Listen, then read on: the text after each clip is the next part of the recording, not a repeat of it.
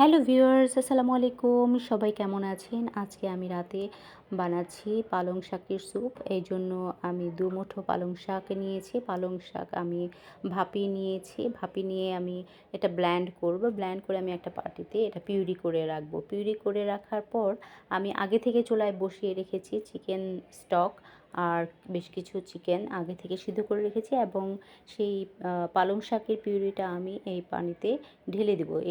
এটা ছিল chicken stock with chicken. আর আমি আগে থেকে রেডি করে রেখেছি একটা ডিম আর কর্নফ্লাওয়ার গুলিয়ে রেখেছি। আমি যখন পালংয়ের স্যুপটা যখন গরম হয়ে উঠবে তখন আমি আস্তে আস্তে করে কর্নফ্লাওয়ারের পানিটা আমি ঢেলে দিব এবং অনবরত নাড়তে থাকবো।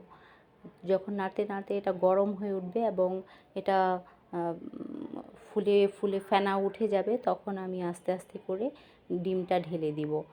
কারণ ঠান্ডা অবস্থায় দিলে ডিমের স্যুপের যে একটা লেয়ার লেয়ার ভাব আসে সেটা হয় না।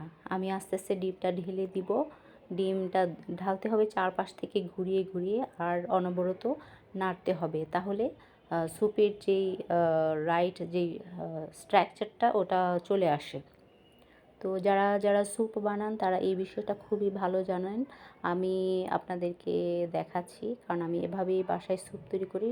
শুধু পালং শাকের স্যুপ নয়, আমি বাসায় চিকেন দিয়েও করি বা সব ধরনের সবজি যা থাকে বাসায় গাজর, ফুলকপি, বাঁধাকপি এবং পালং শাক সব মিক্সড ভেজিটেবল স্যুপও আমি বাসায় করে থাকি। কারণ শীতকালে স্যুপটা আমার কাছে খুবই ভালো লাগে, বিশেষ করে পালং শাকের স্যুপ এবং বডির জন্য এটা অনেক ভালো।